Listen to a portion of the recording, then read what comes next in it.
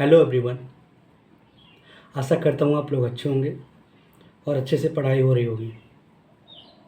आज हम बात करने जा रहे हैं जो कि बहुत सारे एस्पिरेंट्स का क्वेश्चन था कि सर मेंस के आंसर राइटिंग कैसे स्टार्ट करें। तो जेन्युइन क्वेश्चन है कि हर किसी को आता है कि मेंस के आंसर राइटिंग कब स्टार्ट करें, कैसे स्टार्ट करें, किस सब्जेक्ट से शुरू करें, कितने टाइम तक करें। आज हम इन्हीं सब डाउट्स पे बात करेंगे, चाहे वो न्यू कमर्स हो जिनका फर्स्ट अटेम्प्ट 2024 होने वाला हो, उनके लिए 2024 से पहले पहले हम मेंस को कैसे कंप्लीट कर लें, प्लस ऑप्शनल को कैसे कंप्लीट कर लें, या फिर जिन्होंने 1-2 अटेम्प्ट दे दिया हो या फिर जिन्होंने 2023 का अटेम्प्ट दिया है उनका प्रीलिम्स हो रहा है या नहीं हो रहा है, तब भी मेंस की आंसर राइटिंग अगर शुरुआत नहीं की है अभी तक या कर दी है तो कहाँ पे कैसे स्टार्ट करना है, अगर गलतियाँ कर रहे हैं कुछ, उन सब डाउट्स पे हम आज बात करने वाले हैं। वीडियो में अंत तक बने रहिएगा, ये वीडियो आपके सारे डाउट्स को क्लियर करने वाली है। तो चलिए शुरुआत करते हैं। देखो, मैं जो एस्पिरेंट है उनको 3 पार्ट में बांटता हूँ।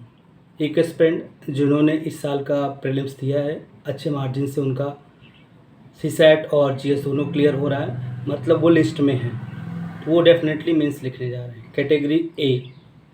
कैटेगरी बी में उन एस्पिरेंट को मानता हूँ मैं जिन्होंने 2023 का अटेम्प्ट दिया बट अभी भी डिलेमा में है कि प्रीलिम्स होगा कि नहीं होगा क्लियर। और कैटेगरी सी में उनको डालता हूँ जिन्होंने अभी तक एक भी अटेम्प्ट नहीं दिया है, 2024 या 25 उनका पहला अटेम्प्ट होने जा रहा है। तो इन तीनों के दिमाग में डाउट है कि मेंस की आंसर राइटिंग कैसे करनी है, कहाँ से करनी है। उन सब डाउट्स को मैं आज हैंडल करने जा रहा हूँ।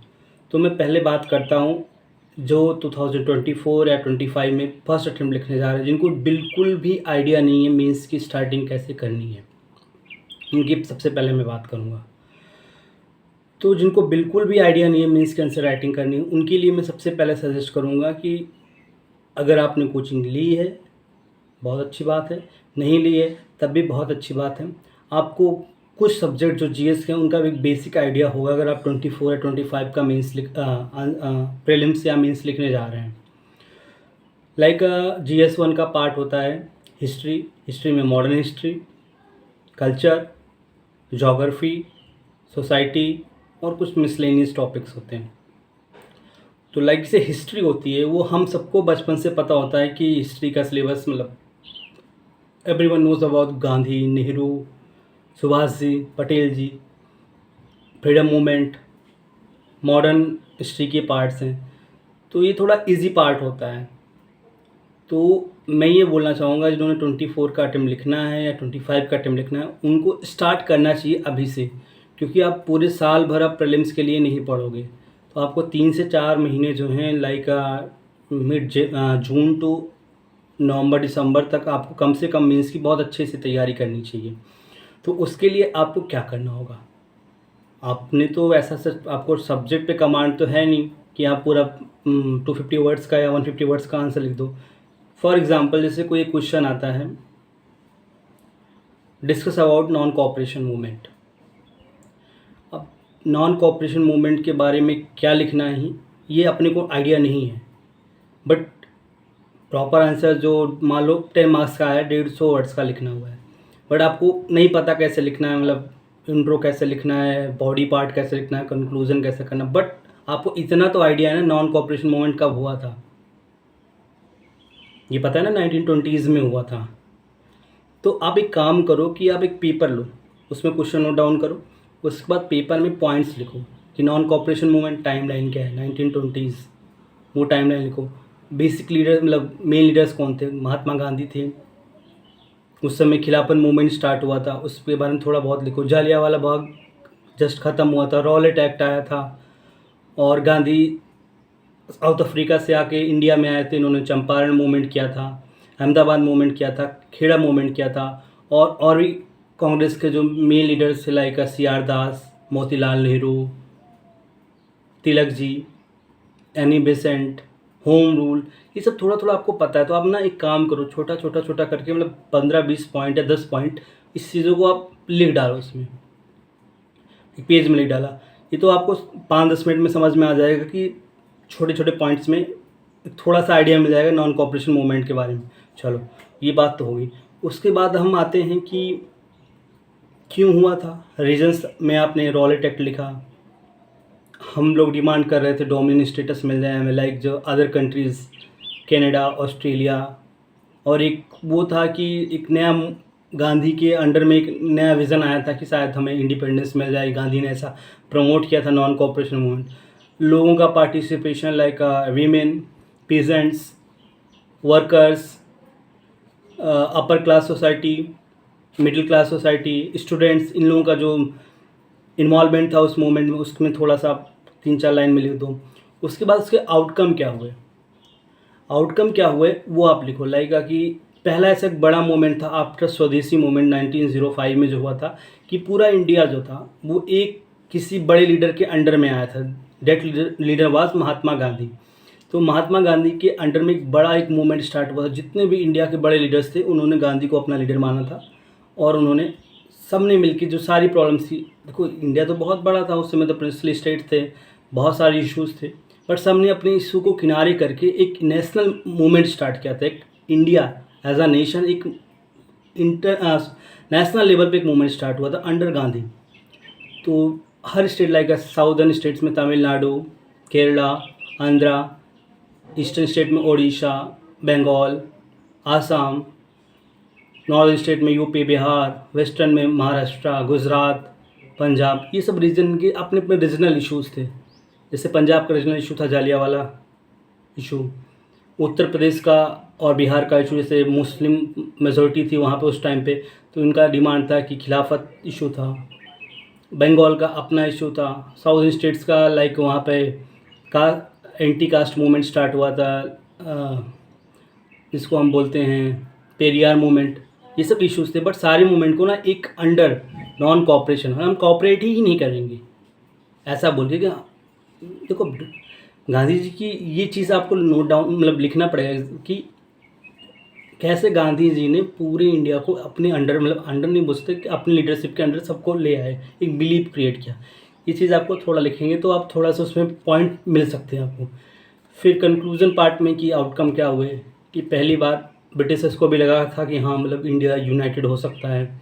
इन्होंने डिमांड स्टार्ट की थी कि लाइक उसके बाद आउटकम चौरी चौरा जो इंसिडेंस हुआ था वो बिल्कुल मेंशन करना आपको कि गोरखपुर में चौरी चौरा जो इंसिडेंस, इसके बाद नॉन कॉपरेशन मूवमेंट बंद कर दिया। गांधी जी को रियलाइज़ हुआ था कि अभी हम वेल प्रिपेयर्ड नहीं हैं ब्रिटिशर्स के अगेंस्ट लड़ने के लिए, तो वो चीज़ उन्होंने वहीं पे स्टॉप कर दिया था मूवमेंट। उसके बाद उन्होंने जैसे स्वराज पार्टी स्टार्ट हुई, स्वराज खिलाफत पार्टी CR दास और मोतीलाल नेहरू ने मिलकर बनाई थी।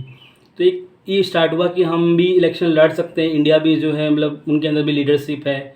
मोतीलाल नेहरू, CR दास, इन लोगों ने इलेक्शन लड़ने की बात की थी कि पहली बार प्रॉपर लेवल पे इलेक्शन हुआ। ये सब चीज़ें सारी चीज़ें ना थोड़ा थोड़ा पॉइंट में लिखो प्रॉपर आंसर, तो आप देखोगे 1-1.5 पेज में ना बहुत बहुत कंटेंट रेडी हो गया है। ये चीज़ आप एक्सरसाइज ना लगभग 15 दिन करो अगर आप न्यू कमर्स, कम 15 से 20 दिन, मतलब उसके लिए आपको नया क्वेश्चन कुछ नहीं पकड़ना। जो सब्जेक्ट आपने पढ़ा है, जैसे हिस्ट्री पढ़ा है, ज्योग्राफी पढ़ा, तो उसके देखिए PYQ कैसा आया है, उस PYQ में आप पॉइंटर ऐसे लिख डालिए, पॉइंट्स में ऐसे ऐसे मेंशन कीजिए कि ऐसे करना है, ऐसे सारे पॉइंट्स आप लिख डालो। उसके बाद 15-20 दिन एक्सरसाइज करनी है आपको, तो आपको समझ में आ जाएगा कि आप सच में सोच पा रहे हो ना कि मतलब जो क्वेश्चन आ रहा है उसकी हिसाब से कंटेंट में। अभी हम सबसे पहले कंटेंट पे बात कर रहे हैं। चलो 15-20 दिन आपने एक्सरसाइज की, आपको बहुत सारा कंटेंट मिल गया कि मतलब आप एटलीस्ट आप कुछ भी क्वेश्चन आता है तो आप उससे 15-20 पॉइंट आपके पास हैं, मतलब 10 पॉइंट तो हैं ही ना, मतलब उसको आपको एडजस्ट करना है। चलो ये चीज़ होगी। उसके बाद हम आते हैं कि चलो 15-20 दिन की आपकी एक्सरसाइज होगी तो आप आंसर लिखना शुरू करोगे। तो आप जैसे हिस्ट्री पढ़ा है तो हिस्ट्री में देखो ना कि जैसे मतलब कोई मूवी देखते हो या फिर कोई चीज़ देखते हो, जस्ट फॉर एग्जांपल कोई बुक है, तो बुक का जो पहला वाला होता है ना, इंडेक्स खोलते हैं, इंडेक्स उसमें बहुत सारा इंट्रो रहता है कि मतलब ये समरी वाला पार्ट जो होता है ना कि बुक क्या बात करने जा रही है, किसके बारे में बात करने जा रही है, थोड़ा कैचिंग वर्ड्स रहते हैं। या फिर कोई मूवी देखते हैं तो उसमें भी देखो ना कि मतलब बहुत सारी मूवी हैं उसमें जो सबसे बेस्ट सीन रहता है वो मूवी की स्टार्टिंग में दिख जाता है, थोड़ा सा ना अट्रैक्टिव लगता है। या कोई वेब सीरीज़ देखते हो उसमें भी दिखते हैं कि मतलब जो होता नहीं क्लाइमेक्स टाइप की चीज़ें स्टार्टिंग में दिखा देते हैं, उसके बाद उसको एक्सप्लेन करते हैं। सेम चीज़ आपको इंट्रो में करना है, मतलब इंट्रोड्यूस करना है, जैसे कैरेक्टर इंट्रोड्यूस करना है। जैसे कोई क्वेश्चन है ना, तो उसमें 4-5 लाइन आपको, सिर्फ 4-5 लाइन, बस ज़्यादा नहीं, तो उसमें आप अच्छे से इंट्रोड्यूस करो उसको कि मतलब जैसे नॉन कोऑपरेशन मूवमेंट है, तो नॉन कोऑपरेशन मूवमेंट कब हुआ था, किसके लीडरशिप में हुआ था, ठीक है, कब हुआ था, किसके लीडरशिप में हुआ था और क्यों हुआ था। ये 2 लाइन में चीज़ आई। तीसरी लाइन आपको लिखना है कि इसमें पार्टिसिपेशन किसका था। 3 चीज़ें लिखी, आपका इंट्रो बहुत अच्छा बनेगा। मतलब कब हुआ था, क्यों हुआ था, किसकी लीडरशिप में हुआ था और इसका पार्टिसिपेशन में कौन कौन से थे। ये 3 चीज़ें। आउटकम आपको यहाँ पे इंट्रो में नहीं लिखना, आउटकम आपको कंक्लूजन में लिखना है। उसके बाद बॉडी वाला पार्ट आता है। बॉडी वाले पार्ट में आपको कहानी लिखनी है कि जो उस टाइम के इशू से, रॉयल्टी एक्ट इशू था, गवर्नमेंट ऑफ इंडिया एक्ट 1919 था इशू, गांधी की लीडरशिप जो थी एक चार्मिंग लीडरशिप थी, जो होम रूल था उसको स्वराज सभा कर दिया था गांधी जी ने, और एक गांधी जी के पास बहुत अच्छा सक्सेसफुल स्टोरी थी वहाँ पे अफ्रीका में। उसके बाद इन्होंने 3 मूवमेंट जो चंपारण, अहमदाबाद एंड खेड़ा किया, वो भी सक्सेसफुल रहा था। गांधी जी बहुत पढ़े लिखे इंसान थे। तो ये सब सारी चीज़ें रीजन थी, कहानी लिखोगे इसमें हर रीजन में किसका किसका पार्टिसिपेशन हुआ था। बहुत सारे रीजनल मूवमेंट थे जो कि नेशनल मूवमेंट के साथ कोऑपरेट कर गए थे। ये सारी चीज़ें बॉडी में लिखो। फिर कंक्लूज़न में आप लिख दो कि आउटकम क्या था, लाइक कि थोड़ी सी यूनिटी का इशू था, कुछ पार्ट्स थे जो वहाँ पे सक्सेसफुल नहीं हुआ था मूवमेंट, और वायलेंस हो गया था जो सबसे बड़ा रीज़न था, चौरी चौरा इंसिडेंट्स। लोग प्रिपेयर्ड नहीं थे कि कैसे कितने सालों तक ये मूवमेंट चलने वाला है। उनको लगा था 1-2 साल में ख़त्म हो जाएगा, हमें इंडिपेंडेंस मिल जाएगी। इवन सबसे बड़ा इशू था कि उनको इंडिपेंडेंस का मतलब ही नहीं पता था कि मान लो अगर ब्रिटिशर्स चले गए तो फिर रूल कौन करेगा। There was no national leader like in 1857।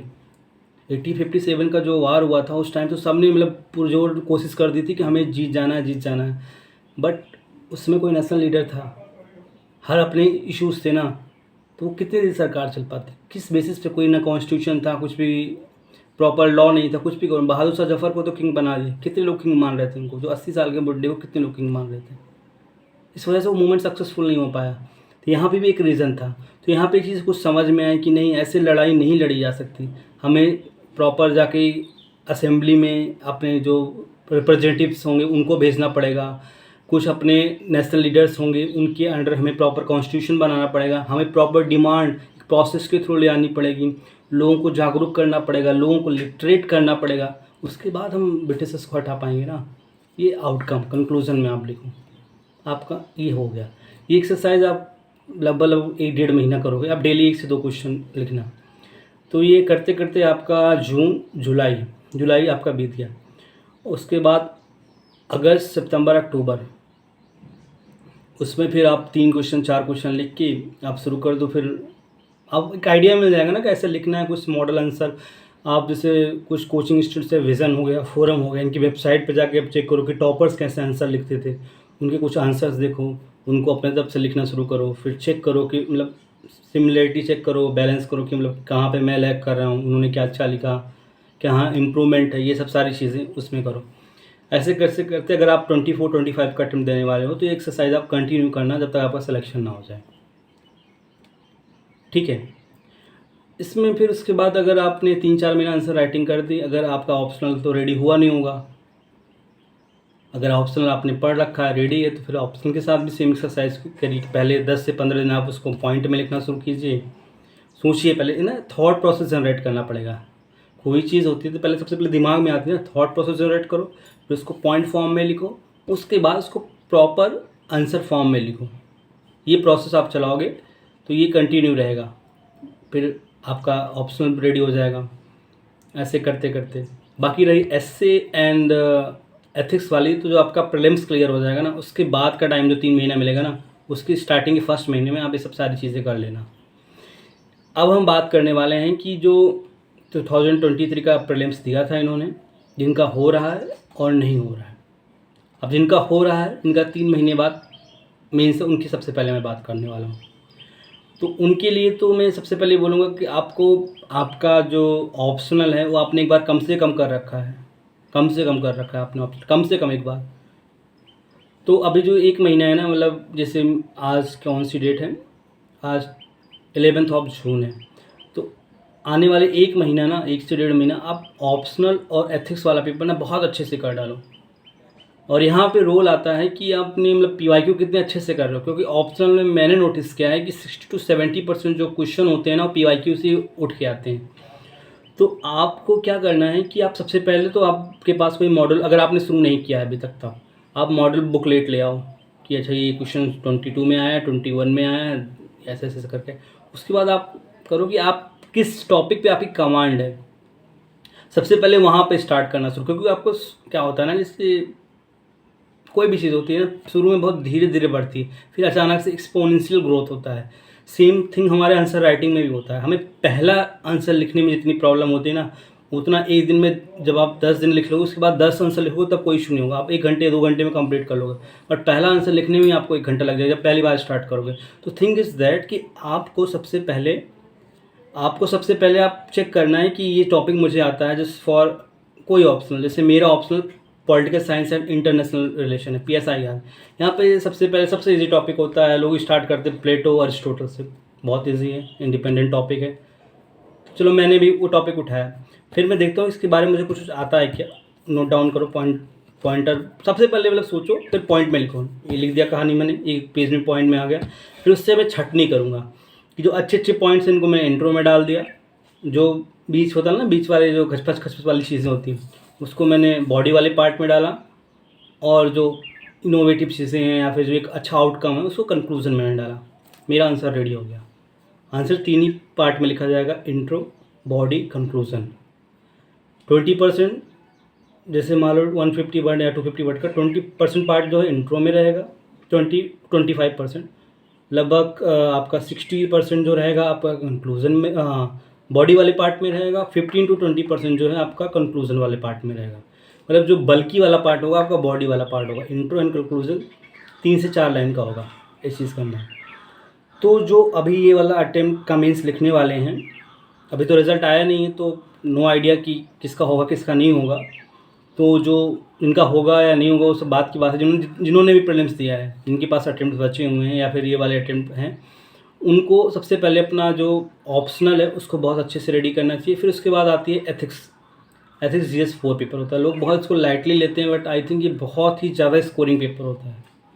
इस पेपर में आप बहुत अच्छे से स्कोर कर सकते हो। GS 4 का जो एथिक्स का पेपर होता है, इसके लिए आपको कुछ नया नहीं करना है। आपने GS 1 2 3 का एक आइडिया होगा आपको क्या क्या सिलेबस में, इवन आपने प्रीलिम्स में भी बहुत सारी चीज़ें पढ़ रखी हैं।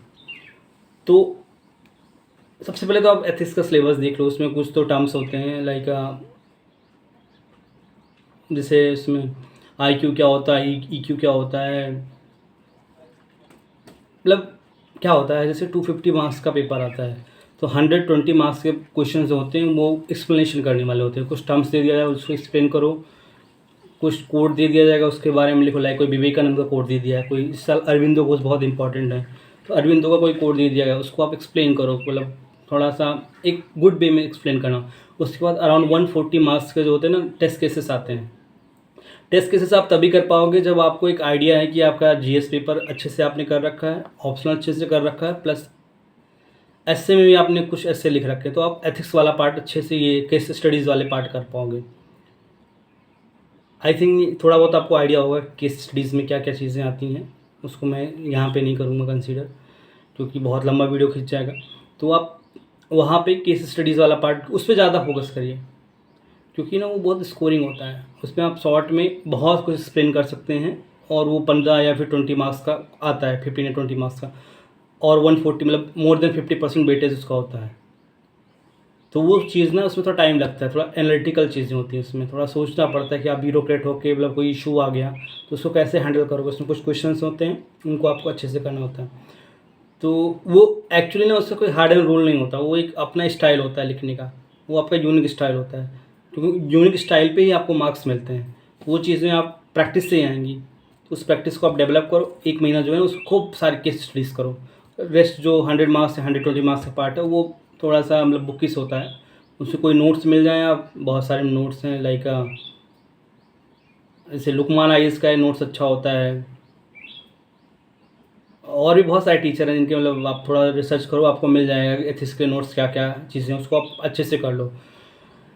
तो मतलब ये आप टारगेट रखो कि लाइक जैसे मैं 15 जून कंसीडर कर रहा हूँ, तो 15 जून से लेके जुलाई लास्ट तक आपका ना ऑप्शनल अच्छे से रेडी हो जाना चाहिए, और आपका एथिक्स। और कोशिश करिए ना कि आप 2-3 क्वेश्चन ना आप GS 1 2 3 के भी लिखना शुरू करें, और संडे बेसिस से मतलब वीक में एक एस्से, मतलब एक एस्से पेपर, मतलब 2 एस्से आप लिखना शुरू करो। तो क्योंकि एस्से ना थोड़ा लंबा लेंदी होता है, इजी पार्ट होता है और स्कोरिंग भी होता है, बट वो अचानक से 2 महीने में नहीं आएगा। तो आप इसको करते रहो ना, मतलब ये इसको फुल टाइम नहीं देना, मतलब संडे को संडे रख लो आप, या कोई भी दिन रख लो, 3 घंटे बैठो आप 2 एस्से लिख डालो। ऐसे करके आपको पूरा 3 महीना प्रैक्टिस करना है। जीएस भी थोड़ा थोड़ा स्टार्ट करो आप, पूरा नहीं। और यहाँ पे एक रोल आता है PYQ। PYQ को आपने बहुत अच्छे से कंसीड मतलब करना है। PYQ जो लास्ट 2014 टू 22 तक का 6-7 साल 8 साल का पेपर है, उसको बहुत अच्छे से करो। ऑप्शनल के लिए, जीएस के लिए, एथिक्स के लिए, इवन ऐसे वाले पार्ट के लिए भी। उसके बाद अगर आपके पास टाइम बचता है या फिर आप पर, तो आप कोई एक टेस्ट सीरीज़ ज्वाइन मत करो मैं बोलूँगा, क्योंकि 25,000-30,000 रुपये का होता है। बेस्ट थिंग इज़ दैट कि जैसे आप प्रीलिम्स में क्या करते थे कि आपको सॉफ्ट कॉपी मिल जाती थी, उसका प्रिंट आउट निकाल लाते थे, आप घर पे करते। वैसे मेंस के लिए भी अगर आपको लगता है फिजिबल है, तो आप प्रॉपर ज्वाइन कर लो, फिर डेली, मतलब उससे क्या होगा ना कि आपकी रेगुलरिटी बनी रहेगी। हर हर संडे, मतलब हर वीक में एक टेस्ट लिखना होता है, तो आप वो चीज़ कर सकते हो। बट अगर मतलब फाइनेंशियल इशू नहीं है, तो आप एक टेस्ट सीरीज ज्वाइन कर लो, आई थिंक 20-25,000 का, और ऑप्शनल का कंसिडर करके 35,000 अराउंड पड़ेंगे। तो आप दोनों का टेस्ट सीरीज ज्वाइन कर लो, उसको प्रॉपर टाइम पे आंसर लिखो, उनके पास भेज दो, वो लोग अपना जो भी रिव्यू करके आपको भेज देंगे, आप इम्प्रूवमेंट करो उसमें। बट 15-20 दिन, एक महीने इस एक्सरसाइज जो पहले मैंने बोला PYQ वाली एक्सरसाइज ऑप्शनल के लिए और एथिक्स के लिए अगर टाइम मिलता है, तो GS के लिए करने के बाद टेस्ट सीरीज शुरू कर, तब आपको आइडिया मिलेगा ना कि एक्चुअली क्या पूछ रहा है। नहीं तो आप उन्हीं के हिसाब से रेडी रखोगे, बट लास्ट मतलब वो तो जो रिसेंट चीज़ें चल रही होंगी वही चीज़ें रखेंगे ना टेस्ट सीरीज़ में। बट जो पास्ट 8-9 ईयर्स से जो चीज़ें हुई हो, तो PYQ के थ्रू होगा, तो क्या होता है ना, मेंस में ना चीज़ें रिपीट होती हैं। कुछ सब्जेक्ट तो मैं बता रहा हूँ, आप बिलीव नहीं करोगे, आपको सच में देखना चाहिए जाके पेपर्स। लाइक इससे नेशनल सिक्योरिटी होता है, उसमें लगभग 45 मार्क्स से क्वेश्चन आते हैं, उसमें 8 टॉपिक है बस, ओनली 8 टॉपिक्स। मतलब ऐसा बोल लो कि GS 3 में आता है, सबसे इजी पार्ट होता है। 45 मार्क्स गेन करना बहुत इजी होता है, बस आपको 8 या 9 टॉपिक हैं, उनको अच्छे से रेडी कर लो, वो बार बार बार बार बार बार बार बार रिपीट होते रहेंगे। उसी में GS 3 में आता है डिजास्टर मैनेजमेंट, उसमें 3-4 टॉपिक्स हैं, वही चीज़ें रिपीट होती रहेंगी। समझ रहे हो। इकोनॉमिक्स वाला जो थोड़ा बहुत पार्ट होता है, वो ज़्यादा तो पूछता नहीं, GDP GB यही सब पूछता है इसमें GS 3 में। एग्रीकल्चर वाला पार्ट जो होता है, वो भी वही चीज़ें रिपीटेड, मतलब GS 3 जो होता है, इसी वजह से शायद थोड़ा स्कोर कम आता है लोगों का GS 3 में, क्योंकि सेम चीज़ें होती हैं, बार बार रिपीट होती है। बट क्या फ़र्क पड़ता है, जितना भी सबका कम आ रहा है ना, लेकिन जो सबसे कम इसका हाईएस्ट होगा वो मेरा हो सकता है। तो अब 110 120 अगर इसको इस बार देखो, तो सबका मतलब बिलो 100 आया है GS 3 में। बट अब 100 कर सकते हो अगर आपने PYQ बहुत अच्छे से कर रखा है GS 3 का। मतलब GS 3 तो मैं ऐसा मानता हूँ कि पूरा पूरा पेपर ही हर साल रिपीट होता उठ के चला आता है, तो आप उसको बहुत अच्छे से कर लो, मतलब रट डालो आप, जैसे हो नहीं, अगर रटने से आपको चीज़ें याद हो जा रही है ना, तो रट डालो वाला पूरा GS 3 का पार्ट। और GS 1 में भी वही चीज़, जैसे कल्चर वाले पार्ट में तो कुछ थीम जो है ना बार बार रिपीट होते हैं, वो चीज़ें कर डालो। बाकी रही बात GS 2 जो पॉलिटी वाला एंड गवर्नेंस वाला पार्ट है, उसमें से पंचायती राज इंस्टीट्यूशन, वो बहुत फेवरेट टॉपिक है, उससे हर साल क्वेश्चन आता है। प्रेसिडेंट, गवर्नर, ये parliamentary form versus presidential form government, इस पे क्वेश्चन आता है। और आप चले जाओ तो पार्लियामेंट से बहुत सारे क्वेश्चन आते हैं। फाइनेंस कमीशन जो बहुत फेवरेट टॉपिक है, कैग बहुत फेवरेट टॉपिक है, ये हर साल रिपीट होता है। अगर आप थोड़ा सा टाइम देके PYQ को एनालिसिस करोगे, तो आपको 10 से 12 टॉपिक मिलेंगे GS 2 में, पॉलिटी एंड गवर्नेंस वाले टॉपिक, उसको अच्छे से कर डालो।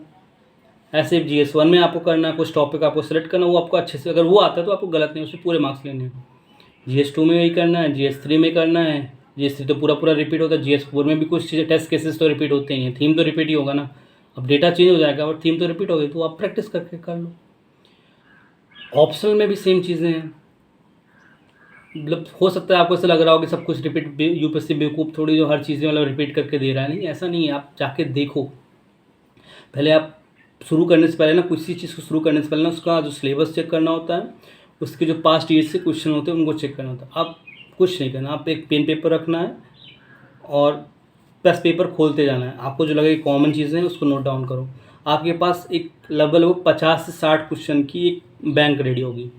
मैं बता रहा हूँ जो मैंने किया था, 50 से 60 क्वेश्चन के बैंक रेडी होगी, जिसमें GS 1, 2, 3 और 4 इन चीज़ों के 60 क्वेश्चन जो होंगे, जो कि आपका लगभग 60% जो पेपर कवर कर रहे होंगे। 60 क्वेश्चन, बस 60 टॉपिक, 60 टॉपिक्स होंगे, 50 to 60 टॉपिक्स क्वेश्चन ही ले लो, वो आपका पूरा पूरा पेपर कवर रहेगा। ऑप्शनल में भी चेक करोगे तो ऑप्शनल में भी आपको 10 से 12 मतलब दोनों पेपर मिला के 15 से 20 क्वेश्चन मिलेंगे, जिससे मतलब आ ही रहा है, हर साल आ रहा है।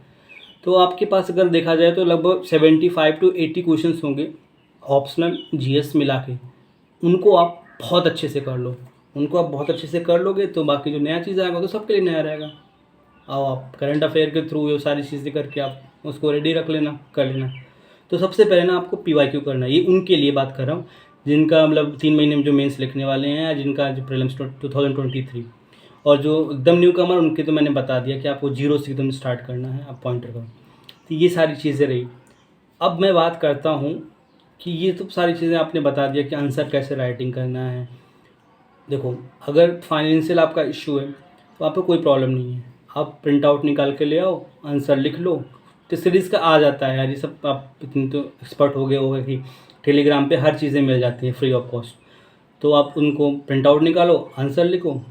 अगर आपका कोई फ्रेंड है उसके थ्रू आप रिव्यू करवा लो। जैसे हम लोग, हमारा ग्रुप है तो हम अपना डिस्कस करते रहते हैं कि ये सारी चीज़ें हम नया इसमें डाल सकते हैं, या फिर गलत चीज़ें हैं, आउट ऑफ द बॉक्स आ रहा है चीज़ें, वो सब सारी चीज़ें हैं। या फिर कुछ नहीं तो टेलीग्राम पे बहुत सारे फ्री ग्रुप होते हैं जिसमें मतलब 2000 5000 लोग ज्वाइन ही होते हैं। वहाँ पर अपना आंसर डाल दो, कोई ना कोई रिव्यू करके आपको वापस दे देगा।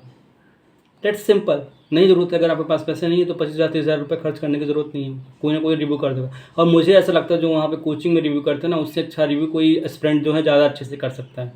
वो बस नाम हो गया है कि बड़े बड़े ब्रांड्स हैं कोचिंग वाले टेस्ट सीरीज़ का, अदरवाइज़ ना तो कोई एस्पिरेंट ज़्यादा अच्छे से कर सकता है, क्योंकि वो टाइम देगा। वो लोग टाइम नहीं देंगे, उनका यही काम है, तो 10 मिनट में ख़त्म कर देंगे लोग। यहाँ 2 नंबर दे दिया, 4 नंबर दे दिया, 5 नंबर दे दिया, वो अच्छे से रिफ्लेक्ट नहीं कर सकते। बट जो एस्पिरेंट करेगा ना, उसको रहता है कि मुझे इसके अंदर गलतियाँ निकालनी है, गलतियाँ निकालेगा, वो उसमें बताएगा बी फॉरवर्ड इसमें तुम क्या डाल सकते थे, और प्रॉपर मार्किंग भी करेगा। तो थिंग इज़ दैट कि अगर कोई तुम्हारे साथ का फ्रेंड करता है, कोई ग्रुप टेलीग्राम ग्रुप बहुत सारे हैं उसमें आंसर डालते हो तो ज़्यादा अच्छे से फिजिबल रहेगा, करेगा।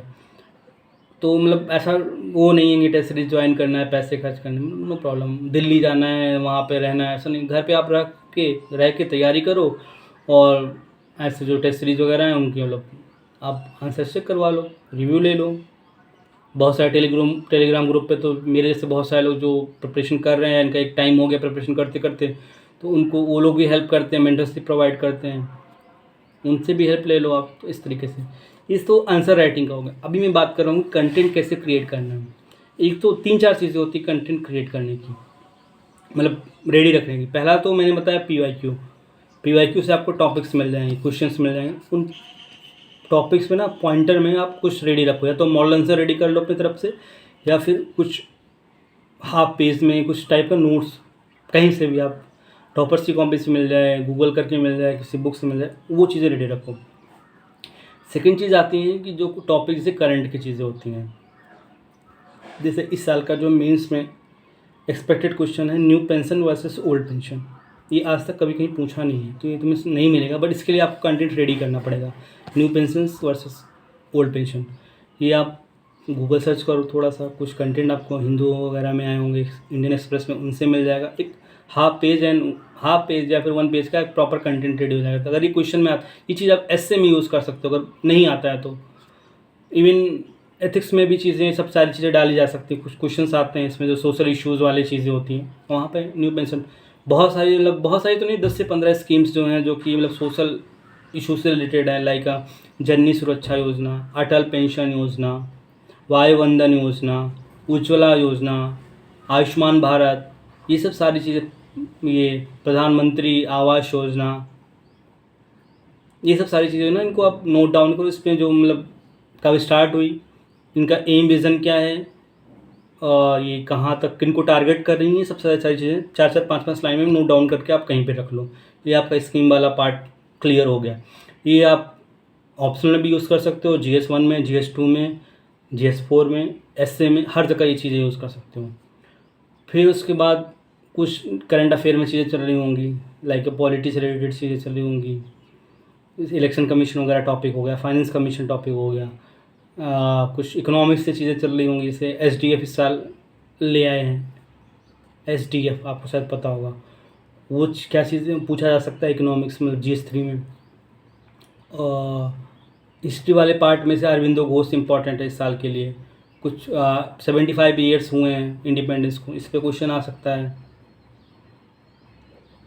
ये सब सारी चीज़ें आप थोड़ा ना दिमाग कान खोल के आप आसपास की चीज़ें चेक करोगे तो आपको लगभग 5-6 क्वेश्चन ऐसे मिलेंगे जो आप किसी को शायद नहीं पता होगा, इसने वो आप एग्ज़ाम में डाल सकते थे, मतलब लिख सकते थे। इन पर नोट डाउन करके छोटे छोटे ना नोट्स प्रिपेयर करो, लाइक GS के लिए भी, मेंस के लिए भी, सॉरी ऑप्शनल के लिए भी, इवन फॉर एसए भी कोट वगैरह रेडी करो। कोट आप एथिक्स में डाल सकते हो, कोट आप एसए में डाल सकते हो, कोट आप अपने ऑप्शनल में डाल सकते हो। इवन ऐसा कोई मतलब हार्ड रूल नहीं है कि आप कोट GS पेपर में नहीं लिखना, वहाँ पे लिख सकते हो। कोट तो क्या मतलब, बड़ी चीज़ को छोटी चीज़ें में लिखना ना, तो आपका टाइम एंड स्पेस बचेगा। ये सारी चीज़ें हैं, तो आपको एक्सरसाइज ना अभी से स्टार्ट करनी पड़ेगी। जीरो लेवल से मैंने बताया कि अगर आप बिल्कुल नहीं लिखे हो तो सारी चीज़ें जो बताया मैंने पीछे आप वीडियो में देख सकते हो कि क्या क्या चीज़ें मैं बताया कैसे करना। उसके बाद मुझे लगता है जुलाई टू मिड अगस्त तक ना आप प्रो हो जाओगे आंसर राइटिंग में, अगर आप डेली एक्सरसाइज करते हो। तब भी आपके पास, अगर आप मेंस लिख रहे हो इस साल, तब भी 1.5 महीना के आसपास आपके पास बचा होगा। तो वो 1.5 महीना जो है आप प्रॉपर टेस्ट सीरीज़ करना खूब अच्छे से, मतलब daily 2-3 test series, 2 test series daily करो, मतलब 6 घंटा लिखना ही है। लिखने से ना बहुत सारी चीज़ें समझ में आती हैं, क्योंकि आपने वो समझ में आने से आपने टेस्ट सीरीज़ की होगी ना, उसके लिए मॉक्स किए होंगे प्रीलिम्स के लिए। तो प्रीलिम्स में जो मॉक्स किए थे, प्रीलिम्स में जैसे लगा था कि इस टेस्ट सीरीज में क्वेश्चन गलत हो गया, तो आपने उसका सोल्यूशन देखा, अगली बार आया तो आपने सही कर लिया। सेम चीज़ यहाँ मेंस में भी है। कोई टॉपिक में आपने कंटेंट नहीं है, बट उस कंटेंट का मॉडल आंसर आपने पढ़ा, अगली बार सेम कंटेंट आएगा। टेस्ट सीरीज में तो चीज़ें रिपीट होंगी ना, जैसे प्रीलिम्स में मॉक्स में होती थी, वैसे यहाँ पे भी रिपीट होंगी। उनको अगली बार अच्छे से कंटेंट रेडी कर लो, उसमें डाल दो। तो ये एक्सरसाइज आपको करते रहना है। रही बात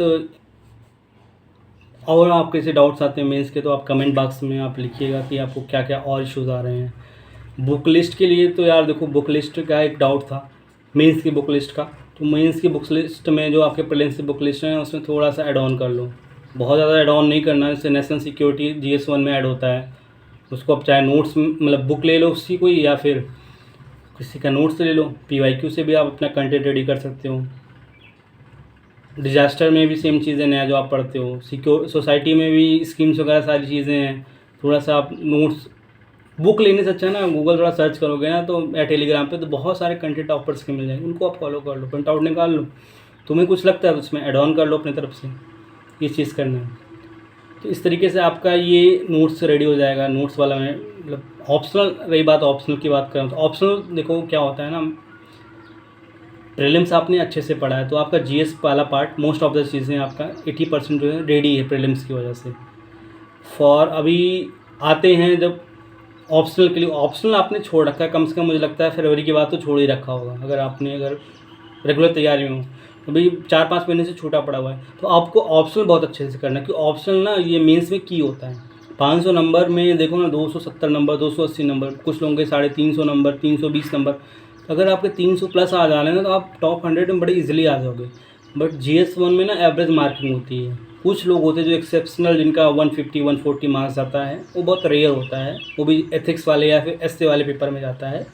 GS 1, 2, 3 में ना ऑन एन एवरेज 100 से 120 के बीच में ही स्कोर रहता है। जो टॉपर फर्स्ट रैंक पर होता है, या फिर 120 या 150, 300, 500 रैंक वाला, उसके भी 100 to 120 के बीच में GS 1, 2, 3 में मार्क्स रहता है। बट वहाँ पे ना ऑप्शनल, एसए और एथिक्स, मतलब ये 1000 नंबर जो होते हैं ना, ये की होते हैं। सबसे ज़्यादा इसमें इंपॉर्टेंट होता है आपका ऑप्शनल। एसए की प्रैक्टिस की तो आपको 150 नंबर इजीली मिल जाते हैं एसए में, वो सबको मिल जाते हैं, बट किसी मतलब प्रैक्टिस कर रखी है तो 150 नंबर पाया जा सकता है। एथिक्स में भी डिपेंड्स, उस साल कॉपी कैसे चेक होती है, बट एवरेज मार्क्स जो होता है 130 प्लस होता है एथिक्स में। तो आपको पहले क्या फोकस करना है, 1-1.5 महीना ऑप्शनल, एथिक्स एंड एसए। बहुत अच्छे से फोकस करना है। आप पीवाईक्यू करो, मॉक्स करो, रिवाइज करो मल्टीपल टाइम्स। उसके बाद जो है आपको जीएस 1 2 3 करना है। इनकी अपने आप कुछ पढ़ने ज़्यादा, वहाँ पे लिखने की प्रैक्टिस बहुत करनी है, क्योंकि 20 क्वेश्चंस होते हैं और टाइम बहुत कम होता है। तो जीएस के लिए 1 2 3 के लिए मैं स्पेशली बोलूँगा, मैं जीएस 4 को भी इसमें इंक्लूड करूँगा कि आपको राइटिंग हैबिट बहुत अच्छी होनी चाहिए, बहुत अच्छे से प्रैक्टिस करो। तो ऑप्शनल जीएस 4 एसए 1000 मार्क्स से ये हो गए। ये पूरे एकदम अच्छे से एकदम स्ट्रॉन्ग होल्ड कर लो। जीएस 1 2 3 में एवरेज मार्किंग होती है, वहाँ पे आंसर राइटिंग बहुत अच्छी है आपकी, मतलब प्रैक्टिस बहुत अच्छी है। कंटेंट कुछ भी ख़राब भी लिखोगे ना तब भी एवरेज मार्किंग मिलते हैं, तो वहाँ पे अच्छा स्कोर कर लो। और मेंस में अच्छे मार्क्स आ गए ना तो आप ठीक है, इंटरव्यू में कुछ लोगों को बहुत कम मिलता है, बहुत ज़्यादा मिलता है, बट अगर मेंस से बहुत अच्छे मार्क्स हैं ना तो लिस्ट में आप रहोगे। रैंक खराब रहेगी बट लिस्ट में आप पक्का रहोगे अगर मेंस में बहुत अच्छे मार्क्स हैं। और इंटरव्यू में अच्छे मिल जाते तो फिर तो आप टॉप 100 टॉप 10 में भी आ सकते हो। थिंग इज़ दैट कि मेंस जो है ना, मतलब प्रीलिम्स तो ओवर हो गया, अब जो होना था हो गया, वक्त glicha 24 में होगा। अभी मेंस में आंसर राइटिंग की है, आंसर राइटिंग खूब अच्छे से करो। उसमें सबसे पहले ऑप्शनल, जीएस 4 एसए, फिर जीएस 1 2 3, ये सारे चीज़ करो। खूब आशा करता हूँ कि ये वीडियो आपको बहुत सारे जो आपके डाउट्स थे मेंस के रिगार्डिंग आंसर राइटिंग के, वो कहीं ना कहीं क्लियर करने की कोशिश की है मैंने अपने एक्सपीरियंस पे की, कुछ फ्रेंड्स के एक्सपीरियंस पे, या फिर इतने साल में इस प्रिपरेशन में रहा हूँ तो जो मैंने लोगों को देखा है उसके बेसिस पे मैंने आपको बताया कि आपको प्रिपरेशन कैसे करनी है। तो वो चीज़ आप फोकस करो। मैं कंक्लूज़न में ये बोलना चाहता हूँ कि सबसे पहले जो एकदम नए हैं वो पहले पॉइंट लिखना शुरू करें। पीवाईक्यू सबसे पहले देखें, उसमें कुछ जो टॉपिक उनको आता है उनको पॉइंट में लिखें। उसके बाद धीरे धीरे करके 1 डेढ़ महीने के अंदर वो आंसर लिखना शुरू करें, 1 2 आंसर की प्रैक्टिस करें। लेकिन जिनको लिखना है सितंबर में मीन्स उनके पास ये टाइम करने का नहीं है, उन्होंने थोड़ा बहुत आंसर लिख ज़रूर रखा होगा, तो वो लोग सबसे पहले पीवाईक्यू देखें, जो उसके सबसे इंपॉर्टेंट टॉपिक्स हैं उन पे मॉडल आंसर रेडी रखें या फिर कंटेंट थोड़ा बहुत रेडी रखें। और कोशिश करें कि 2014 से लेकर 22 तक के एक बार वन टाइम सारे आंसर लिखें। उसके बाद समय मिलता है तो टेस्ट सीरीज़ कोई ज्वाइन करें या फिर प्रिंट आउट निकाल के उसको अच्छे से करें। मतलब ये करना है, खूब सारे आंसर लिखने हैं। आंसर राइटिंग की हैबिट बहुत अच्छी होनी चाहिए, स्पीड बहुत अच्छी होनी चाहिए। और प्रायोरिटी में सबसे पहले ऑप्शनल, फिर जीएस 4 एससे तो आप रेगुलर रखो वीकेंड पे। फिर उसके बाद जुलाई तक तुम्हारा ऑप्शनल और जीएस 4 कंप्लीट हो जाएगा। उसके बाद जीएस 1 2 3 लास्ट के 2 महीने में बहुत अच्छे से लिखना है और मल्टीपल रिवीजन हो सके तो करो। आई थिंक सफिशिएंट है जो लोग नए हैं, जो लोग मतलब मीन्स लिखने जा रहे हैं उन दोनों के लिए। अगर आपके और भी क्वेरीज़ हैं मीन्स से रिगार्डिंग या किसी और चीज़ से रिगार्डिंग इस प्रिपरेशन में, तो आप कमेंट बॉक्स में लिखिए। मैं कोशिश कर रहा हूँ कि जितना हो सके आपकी क्वेरीज़ को मैं हैंडल करूँ। बहुत ज़्यादा समय तो नहीं है मेरे पास, मैं भी प्रिपरेशन ही कर रहा हूँ, मैं अभी एस्पिरेंट ही हूँ, बट तब भी कहीं ना कहीं समय निकाल के मैं कोशिश कर रहा हूँ कि आपकी सारी, क्योंकि जो गाइडेंस या मेंटरशिप मुझे नहीं मिली वो आप लोगों को मिले तो ज़्यादा अच्छा है। प्रीलिम्स के लिए मेरे पास बहुत सारी चीज़ें हैं, लाइक वो मैंने डिस्कस भी किया है कुछ लोगों से, ग्रुप में भी डिस्कस किया है। टेलीग्राम ग्रुप का लिंक आपका ये डिस्क्रिप्शन में, आप उसको ज्वाइन कर लो, वहाँ पर रेगुलर डिस्कशन करते रहते हैं। वहाँ पे मैंने प्रीलिम्स के रिगार्डिंग बहुत सारी चीज़ें कि मतलब स्कोर कैसे बूस्ट करना है, क्या क्या चीज़ें मैंडेटरी प्रैक्टिस हैं, मॉक्स की एनालिसिस कैसे करनी है, पीआई की एनालिसिस कैसे करनी है, वो सब चीज़ें डिस्कस कर रखा है। तो आप टेलीग्राम ग्रुप के थ्रू आप देख सकते हो। कुछ वीडियोस भी बनाए मैंने, उसको भी आप वीडियो के डिस्क्रिप्शन जो हैं, वीडियो के लिंक जो है डिस्क्रिप्शन बॉक्स में है, वहाँ पे भी आप देख सकते हो कि चीज़ें मैंने क्या क्या कवर की हैं। लाइक आप बुक लिस्ट, जो बेसिक बुक लिस्ट होती हैं, पैटर्न क्या है, क्यों बनना है आपको आईएएस, और मेरा मतलब एक साल का जो स्ट्रेटजी क्या थी पूरे होल ईयर की, कि मैंने मतलब लाइक जून टू दिसंबर मैंने मेंस की तैयारी की थी, कैसे की थी, और लाइक जनवरी टू मई तक मैंने प्रीलिम्स की तैयारी कैसे की थी, कितने सारे मॉक्स लगाए थे, ये सब सारी चीज़ें जो हैं, कितने सारे आंसर लिखे थे, सब सारी चीज़ें मैंने वीडियोज़ में बना रखी हूँ। आप वीडियो देख लीजिए, डिस्क्रिप्शन बॉक्स में है, या फिर टेलीग्राम ग्रुप में भी मैंने चीज़ें डाल रखी हैं, वहाँ पे भी आप कर सकते हो। आशा करता हूँ कि आपको ये वीडियो पसंद आया होगा। अगर पसंद आया तो उसको लाइक कीजिए अपने दोस्तों तक जो मतलब एस्पिरेंट हैं, उनको तक अधिक से अधिक लोगों तक फैलाओ, इसको बताओ उनको कि मतलब कैसे तैयारी की जा सकती है। क्योंकि बहुत सारे लोग होते हैं जो मतलब रूरल एरिया से, गाँव से आते हैं, उनको मतलब नहीं गाइडेंस मिलती, 3-4 साल 5 साल उनका इसी में निकल जाता है, प्रीलिम्स ही नहीं क्वालीफाई हो पाता, तो वो लोग एक अटेम्प्ट मिलते उसमें क्या मेंस निकाल पाएंगे वो। तो ये चीज़ ध्यान रखना है आपको, पहले अटेम्प्ट से अच्छे से लगना है, खूब सारी पढ़ाई करनी है, खूब सारा रिवीजन करना है, नोट्स बनाओ, छोटे छोटे नोट्स बनाओ। प्रीलिम्स से या फिर मेंस के लास्ट 2 दिन होते हैं ना, उससे बहुत काम आते हैं नोट्स। अभी लगता है कि यार कौन नोट्स बनाए, हर चीज़ तो मिल जा रहा है, नहीं, छोटे छोटे नोट्स बनाओ, वो लास्ट 2-3 दिन जो होते हैं ना, बहुत काम आते हैं वहाँ पे, प्रीलिम्स में भी मेंस में भी। और लिखने से ना क्या होता है, याद भी चीज़ें रहती हैं। तो ये चीज़ आप करो, ठीक है। आप लोग पढ़ाई करते रहिए, मस्त रहिए। तब तक के लिए थैंक यू, जय हिंद।